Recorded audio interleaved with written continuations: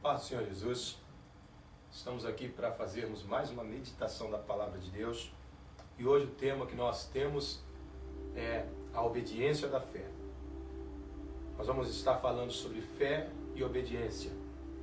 Eu acredito que uma vez mais será de grande bênção para as nossas vidas, porque a Palavra de Deus nos declara que nem só de pão viverá o homem, mas de toda a palavra que sai da boca de Deus.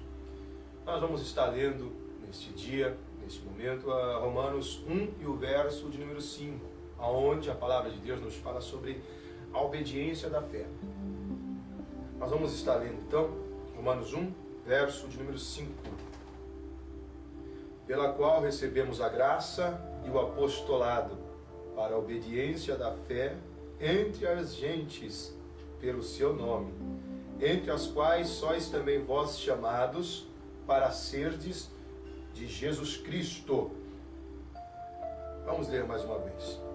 Pela qual recebemos a graça e o apostolado para a obediência da fé entre todas as gentes pelo seu nome, entre as quais sois também vós chamados para serdes de Jesus Cristo.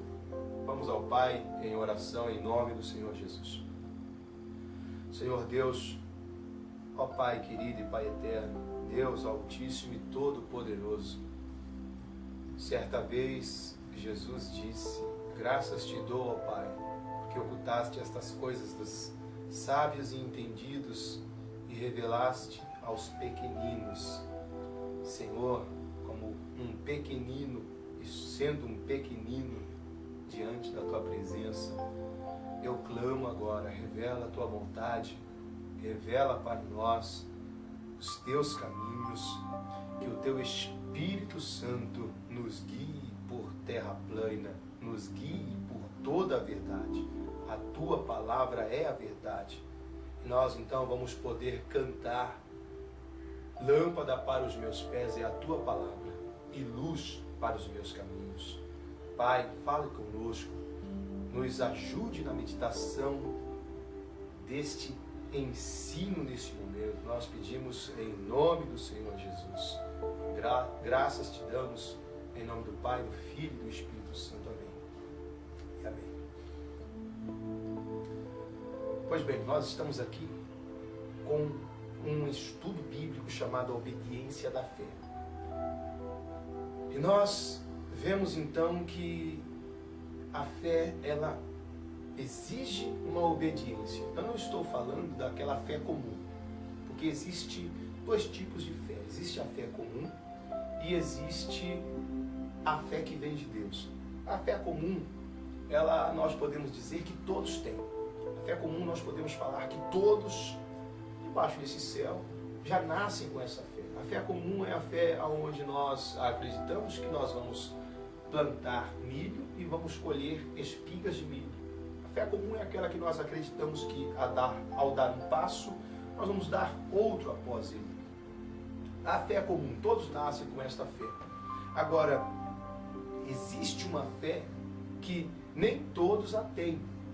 Existe uma fé que nem todos possuem essa fé.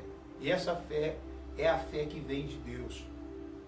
A fé que vem de Deus, a palavra de Deus declara em Efésios 2, verso de número 8, pela graça sois salvos por meio da fé. Isso não vem de vós, é dom de Deus. Então nós olhamos para a Bíblia Sagrada e vemos que esta fé é um dom de Deus. Esta fé é um dom gratuito de Deus. A palavra do Senhor declara que esta fé vem dele. Hebreus 12, o verso de número 2, declara que Jesus é o autor e o consumador desta fé. Esta fé, ela vem de Deus e esta é a única fé que pode agradar a Deus. A palavra de Deus diz em Hebreus 11, o verso de número 6, ora, sem fé é impossível agradar-lhe. Então, esta fé que vem de Deus é a única fé que pode agradar a Deus. E como então recebemos esta fé? A palavra de Deus declara em Romanos 10, 17 que essa fé vem pelo ouvir e o ouvir pela palavra de Deus. Então, para recebermos esta fé, nós temos que ouvir a palavra de Deus. Nós temos que aceitar a palavra de Deus. E aqui no texto de Romanos 1, verso 5, diz que nós temos que pôr em prática a palavra de Deus, obedecer a palavra de Deus. Isto é, quando ouvimos, recebemos a fé. E quando praticamos, obedecemos a fé. Nós vemos na palavra de Deus que essa fé não é de todos. Nem todos possuem a fé que vem de Deus. Nem todos possuem a fé que agrada a Deus. Nem todos possuem a fé que faz com que as mãos de Deus operem. Por que nem todos possuem essa fé? Porque a palavra do Senhor declara que nem todos ouvem a palavra de Deus. Nem todos dão crédito à palavra de Deus. Nem todos obedecem a palavra de Deus. Se nós vejamos em 2 de Tessalonicenses 3, o verso de número 2. Porque a fé não é de todos. 2 de Tessalonicenses 3, verso 2 diz, porque a fé não é de todos. Então, quando nós olhamos, meus irmãos, quando nós olhamos para esse texto bíblico, nós vemos que a fé não é de todos. Essa fé que vem de Deus, que é dada por Deus, ela não é de todos. Por que não é de todos? Isaías 53, o verso 1, nos explica por que essa fé não é de todos. Ali está falando a respeito do ministério de Cristo. Está falando a respeito de Jesus. E ele diz em Isaías 53, quem deu crédito à nossa pregação? Quer dizer, quem deu crédito para o Evangelho? Quem deu crédito para a palavra? Quem deu crédito para a voz do Messias? Para o chamado do Senhor Jesus? Quem deu crédito? Bem sabemos que nem todos dão crédito. Bem sabemos que nem todos ouvem e nem todos até mesmo praticam a palavra de Deus. Por isso essa fé não é de todos. Eu quero aqui meditar sobre 3 motivos o porquê essa fé não é de todos. O porquê nem todos têm essa fé. A fé que agrada a Deus. Nós vamos aqui ver então 3 motivos que para mim são 3 motivos principais que leva uma pessoa a não aceitar esta fé, não ter esta fé e não praticar esta fé. A fé única que vem de Deus e que agrada a Deus. Vamos lá. O primeiro motivo é porque as pessoas têm vergonha. Pasmem, fiquemos pasmados, pois a criatura se envergonha do seu Criador.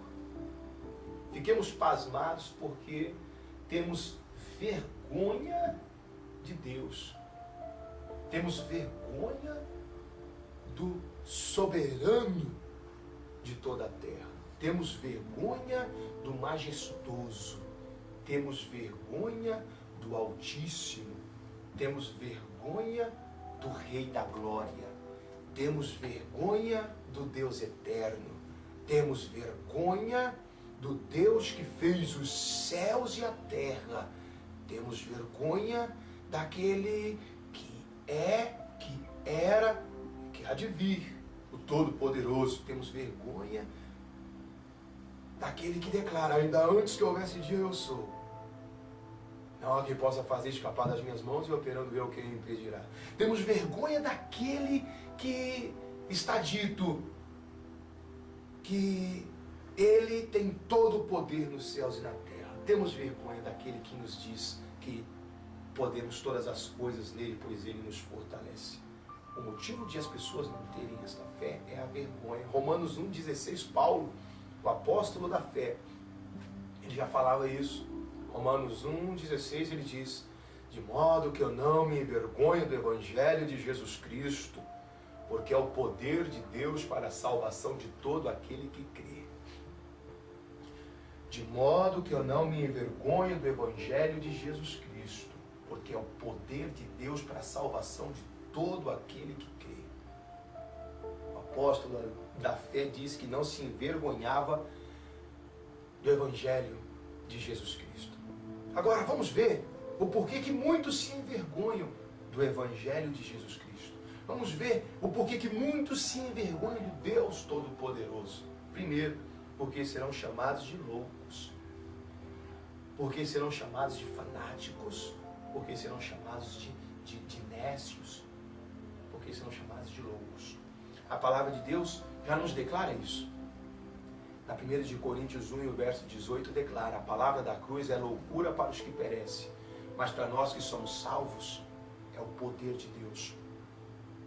Ali diz: a palavra da cruz é loucura para os que perecem, mas para nós que somos salvos, é o poder de Deus. E não é isso que nós vemos? A palavra da cruz sendo loucura para aqueles que perecem, aqueles que não aceitam a fé, aqueles que desprezam a palavra. Ela é loucura. Por quê? Porque a pregação do Evangelho, ela baseia-se nesses fatos que eu vou lhe falar agora. Por isso parece loucura.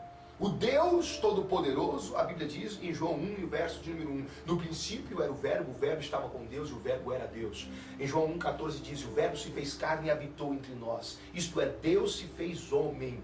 A palavra de Deus diz que ele nasceu de uma virgem. A promessa da vinda do Deus Todo-Poderoso a este mundo declara: eis que a virgem conceberá e dará à luz a um filho. A palavra de Deus diz que o Espírito Santo cobriu a nossa irmã Maria e ela concebeu Jesus virgem. E a palavra de Deus declara então que Jesus andou em santidade, sem pecado sobre esta terra. Cumpriu o chamado e o propósito de Deus para os homens. A palavra de Deus nos diz que ele revelou quem é Deus aos homens. Filipe chega e diz: mestre, mostra-nos o Pai e isso nos basta. Quando Filipe faz essa petição, Jesus responde: Filipe, estou há tanto tempo convosco e vocês ainda não me conhecem. Quem vê ao Pai, quem vê a mim, vê ao Pai. Quem vê a mim, vê ao Pai. Então, vejamos, Jesus ele revelou Deus aos homens. Revelou a vontade de Deus aos homens. E a palavra de Deus declara que nessa pregação do Evangelho, Jesus foi para o clímax, foi para o ponto X da sua obra sobre esta terra. Isaías 53 fala sobre esta obra. Quando ele foi erguido naquele madeiro, quando ele foi transpassado naquele madeiro, quando ele sofreu naquele madeiro, Isaías declara: ele foi ferido pelas nossas transgressões, moído pelas nossas iniquidades. O castigo que nos traz a paz estava sobre ele. A palavra de Deus declara que ele tomou sobre si os pecados de toda a humanidade. Que ele estava ali pagando o preço do resgate, da redenção. Porque alguém deveria morrer para que a justiça de Deus fosse satisfeita. Pois, afinal de contas, nós sabemos que Deus é justo e que Deus é santo. Sendo santo, Deus não pode aceitar o pecado. Sendo justo, Deus tem que condenar o pecado. E a palavra de Deus diz em Romanos 6 que o salário do pecado é a morte. E a Bíblia nos declara que todos pecaram e afastados estão da glória de Deus. Então Deus, sendo santo, ele não pode habitar com os homens, não pode manifestar-se aos homens. Deus, sendo justo, Deus tem que punir, julgar a iniquidade dos homens. Qual seria o salário, a pena do pecado? A morte, o castigo eterno. Dessa forma, a justiça de Deus seria plenamente satisfeita. Desse modo, a justiça de Deus seria plenamente satisfeita. Mas Jesus se interpôs e ele se colocou no nosso lugar para que Deus então possa ser justo, mas também justificador de todo aquele que crê em Jesus Cristo. Então, quando Jesus morreu naquele madeiro, naquela cruz, ele estava pagando o preço pelo meu pecado, pelo seu pecado. E hoje, Jesus, ele pode nos trazer de volta a Deus. A palavra de Deus declara que quando ele morreu naquela cruz, o véu do templo se rasgou, indicando no Espírito Santo que o caminho para o Santo dos Santos, no verdadeiro tabernáculo dos céus, estava aberto para que todo homem pudesse entrar e ter comunhão com Deus. Mas Jesus, ele não apenas morreu naquela cruz, como foi ao sepulcro e ao terceiro